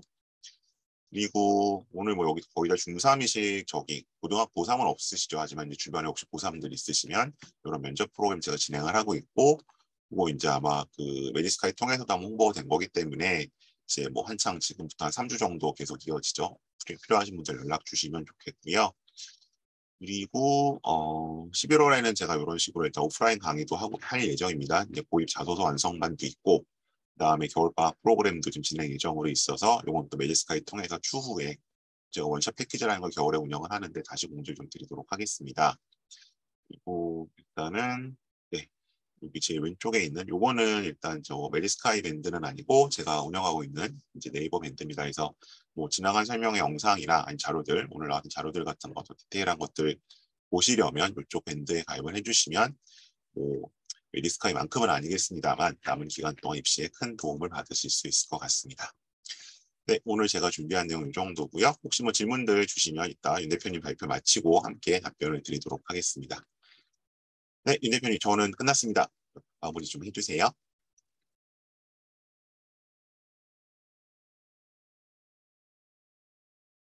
네, 다시 받아서 진행하겠습니다. 자, 그러면 경영학과 지원을 위해서 해야 될 준비가 어떤 부분이 있을까? 한번 말씀드리도록 하겠습니다. 자, 일단 뭐 세부 능력 특기사항 막 채워야 되는데 특히 문과 학생들 같은 경우에는 뭔가 차별화시킨 내용들을 찾기가 상당히 좀 힘듭니다. 특히 뭐 인문학 같은 경우에 뭐 읽어야 될 책들 워낙에 좀 나온 내용들도 많기 때문에 여기에서 퀄리티 차이를 내기가 상당히 좀 힘듭니다. 그런 관점에서 이제 경영학과에서 좀 더 차별화된 내용 중에 하나를 꼽는다면 저는 창업활동으로 좀 꼽을 것 같습니다. 특히 최근에 이제 카이스트라든지 서울에 있는 주요 대학들도 창업에 대해서 상당히 좀 주력을 많이 하고 있습니다. 특히 서울대 같은 경우에도 지금 관악구 쪽에 이제 창업 허브를 좀 형성을 하려고 하고 있고요. 상대적으로 뭐 연대 같은 경우가 어떻게 보면 좀 창업에 대해서 관심이 좀 없나 싶을 정도로 되게 적극적으로 움직이는 학교들이 상당히 좀 많습니다. 그래서 그런 경우처럼 지금 고등학생들 같은 경우에도 지금 비즈쿨이라고 하는 부분을 통해서 상당히 좀 비즈쿨이 이제 비즈니스 스쿨의 줄임이죠. 그래서 온라인 강의를 들을 수도 있고요. 특히 청소년 비즈쿨을 운영하는 뭐 교육기관들이 좀 있습니다. 그래서 초중고 등학교 특히 이제 어떻게 보면 특성화고 쪽에서 좀 많이 하는 경향들이 없지 않아 있는데 지금 인문계 학생들도 충분히 시도를 해봄직하지 않을까 싶습니다. 특히 이과 학생들 같은 경우에는 기술 기반 베이스로 창업을 하는 케이스 충분히 있을 수 있거든요. 그러니까 창업이라고 하는 것 자체가 되게 거대하다라기보다는 소비자가 원하는 물건을 만들어내고 거기에 대해서 수익을 창출할 수 있으면 그게 곧 비즈니스가 됩니다. 그리고 이것을 좀 더 사이즈를 키우면은 대규모의 비즈니스가 되는 거고요. 그래서 그 비즈니스 모델과 실제 수행 능력들 이런 부분들만 있으면은 충분히 회사를 만드는데 그렇게 큰 문제가 있지도 않고, 그리고 뭐 특허를 만드는 게 그렇게 되게 어렵거나 그렇지는 않습니다. 본인의 아이디어와 거기에 대한 기술적인 내용들이 추가가 된다면 기술적인 특허도 충분히 만들어낼 수가 있기 때문에, 물론 이런 부분들이 이제 교회 활동이나 이런 부분으로 돼버리면 이게 기재가 안 되겠죠. 근데 동아리 같은 경우에도 창업 동아리나 이런 부분들이 있을 수 있고, 실제로 비즈쿨을 운영하는 학교들도 있기 때문에 그런 부분에서 한번 참고를 해볼 만합니다. 자, 그 다음에는 이제 마케팅 분석을 하기 위한 여러 가지 내용들인데, 일단 기본적으로 HTML은 현재 우리가 쓰는 웹페이지의 기본적인 어떤 내용들입니다. 그래서 이 HTML과 관련된 내용들은 기본적으로 어느 정도 알 필요가 있죠. 그리고 CSS까지는 뭐 옵션일 수 있겠는데, 일단 기본적으로 이제 파이썬이라고 하는 도구를 통해서 지금 현재 있는 웹페이지에 대한 자료를 긁어내고, 그러니까 크롤링이라든지 이런 식으로 수집을 하고 그것을 분석할 수 있는 능력이 탑재돼 있을 때 보고서의 퀄리티가 훨씬 올라갑니다. 그러니까 인공지능 분석, 내지 크롤링, 자료 수집 이런 부분에 대한 개념은 알지만 실제로 그거 해봐라 라고 하면 못하는 친구들이 거의 절반 이상, 절반 이상이 아니라 거의 90%의 학생들이 그런 거를 하겠다라고 계획만 잡지 실제로 할 수 있는 친구들이 그렇게 많지가 않습니다. 그래서 이 능력을 실제로 진행할 수 있는 능력이 좀 필요합니다. 그러니까 인공지능 같은 경우에도 인공지능에 대한 개념, 그 다음에 인공지능의 역사, 인공지능의 활용까지는 알지만 실제로 데이터 분석해봐, 실제로 활용해봐 라고 하면은 못하는 친구들이 되게 많거든요. 그래서 실제로 이제 할 수 있는 능력을 키우는 것, 이게 상당히 좀 중요하지 않을까라고 생각을 합니다. 자, 그 다음에 이제 독서에 관한 내용인데, 경영화, 즉 회사를 만들고 이것을 기업에 대한 제품을 홍보하고 라고 하는 이런 경영학에서 요새 트렌디할 수 있는 거는 뭐 한번 지나간 거죠. 행동경제학에 관한 내용입니다. 행동경제학은 기존의 어떤 고전경제학하고는 조금 다르죠. 기존의 고전경제학의 기본 전제 조건은 모든 행위자들은 합리적이다 라고 하는 부분인데, 행동경제학은 이런 합리적인 인간하고는 조금 거리감이 있습니다. 그러니까 이 합리성이라고 하는 거는 100원이라도 나에게 경제적인 이익이 주어지면은 나는 그 행동을 결정을 한다라고 하는 부분인데, 행동경제학 같은 경우에 예를 들어서 뭐 폐유지를 갖다 주어가지고 주면은 100원을 다시 아까 그 김현 선생님 그거 하셨죠? 보증금 100원을 다시 준다, 300원을 다시 준다. 300원을 갖다가 내가 수익을 얻느니 그냥 나는 안 걸어 다닐래, 거기까지 안 갈래 이러면서 그냥 포기할 수 있는 거죠. 그러니까 경제적 인센티브와 어떻게 보면 나의 어떤 편의성이라고 하는 부분을 막 바꾸는, 그러니까 이익적인 부분에 있어서는 돈이 생기니까 가야 되지만 거기에 대해서 이제 다른 어떤 판단을 또 할 수 있는 그런 내용들이 담겨져 있는 게 이제 행동경제학, 그리고 이런 어떤 심리학적인 내용들을 같이 반영을 해서 자발적으로 뭔가의 어떤 행동 변화를 이끌어내는 너치라고 하는 개념 같이 읽어줄 필요가 있습니다. 그리고 기본적으로 경제 경영 가는 친구들이 이제 국부론을 읽지 않으면 상당히 좀 암담하겠죠. 그리고 도구적인 측면에 있어서 파이썬을 좀 배울 필요가 있고, 그 다음에 이제 사업이라고 하는 전반적인 내용, 그리고 여러 가지 기업 활동, 그리고 사람들의 어떤 여러 가지 문화 코드를 읽는다는 측면에 있어서 역사서, 특히 뭐 사기열천과 같은 역사서를 한 번씩 읽어주면 상당히 도움이 되지 않을까라고 생각을 합니다. 자, 그래서 저희도 이제 프로그램 운영을 하고 있고요. 저희 연관관리 같은 경우에는 세특 주제나 선정, 지도를 같이 하고 있으면서 이제 독서 지도 이런 쪽으로도 같이 하고 있습니다. 얼마 전에 프로모션 진행해서 많은 학부모님들이 또 이제 등록을 해주셨고요. 지금 현재 이제 진학 예정인 학교들 대상으로 이제 구체적인 학습 계획이라든지 학습 동기 부여라든지 이런 측면에 있어서 상담을 진행을 하고 있습니다. 그래서 저희가 스타터 같은 경우에는 특히 이제 버크만 진단 검사, 진로 유형이라든지 뭐 이런 부분, 진로를 뭘로 정해야 될지 모르겠어요 라고 하는 분들이 상당히 좀 유익하게 많이 이용을 하고 계십니다. 특히 지금 고교학점제라든지 아니면은 2020 개정 교육과정이라든지 이런 부분에 있어서 지금 어떤 진로 탐색이 상당히 좀 중요한 내용으로 자리매김하고 있습니다. 그래서 버크만 진단 검사를 통해서 진로 탐색뿐만 아니라 적합한 고교 유형이라든지 학습 유형까지도 함께 이야기를 나누기 때문에 상당히 좀 유익한 검사다라고 말씀을 드릴 수가 있고, 지금 현재 한계 나누는 세상이라고 하는 재단법인하고 매 학기마다 전 인원을 대상으로 해서 버크만 진단 같이 시행을 하고 있고요. 그다음에 대전과학고 같은 경우에 전교생을 대상으로 해서 버크만 진단을 시행한 적이 있었습니다. 네, 지금 중등 컨설팅 같은 경우에는 뭐 두 갈래로 나뉩니다. 특목 자율고 진학을 희망하는 학생들하고 일반고 진학 희망하는 학생들. 그러니까 일반고 진학하는 학생들은 중등 내신 다 접으셔도 상관없습니다. 그래서 고등으로 빠르게 돌아갈 수 있는, 그러니까 수능 선행으로 들어갈 수 있는 부분들이 상당히 좀 중요할 거고요. 그 다음에 이제 특목고 자율고 진학을 희망하는 학생들은 학생부 관리가 같이 들어가야 되죠. 거기다가 비교과까지 같이 좀 갖출 필요가 있습니다. 그래서 그런 부분에 대한 고민사항이 있으실 때 저희를 찾아주시면은 저희가 깔끔하게 문제 해결해 드릴 수 있습니다. 그리고 이제 고등 컨설팅 같은 경우에는 여기 계신 분들 이외에도 상당히 저희가 분야별로 쪼개서 진행을 합니다. 국제어학 분야라든지 아니면 인문사회 계열, 그다음에 IT 계열, 그리고 자연공학 계열뿐만 아니라 의학 계열 같은 경우에도 각자 분야에 나눠서 전문적인 어떤 컨설턴트 분들이 직접 상담을 해주시기 때문에 상당히 좀 기대해 볼 만한 프로그램이 될 겁니다.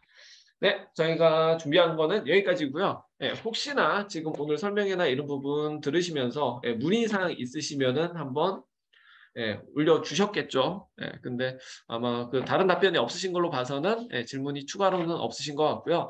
저희 메이드스카이 오카방에서 저희가 항상 질문을 받고 있기 때문에 거기에 질문 올려주시면 상당히 감사할 것 같고, 그 다음에 오늘 설명회 들으신 후기를 간단하게나마 뭐 오카방이나 아니면 김동 선생님 밴드나 이런 쪽에 좀 공유를 해주시면 저희가 또 다른 설명회를 준비하는 데 상당히 좀 도움이 될 것 같습니다. 네, 그러면은 저희가 준비한 거는 여기까지 진행을 하고요. 혹시 그 김현 선생님 뭐 따로 마무리 인사 한번 진행하시겠습니까? 아니요, 괜찮습니다. 오늘 고생하셨습니다. 네, 알겠습니다. 그러면은 저희가 준비한 거 여기까지 하고요. 다음 달에 세특 설명회 때 다시 뵙도록 하겠습니다. 감사합니다. 감사합니다.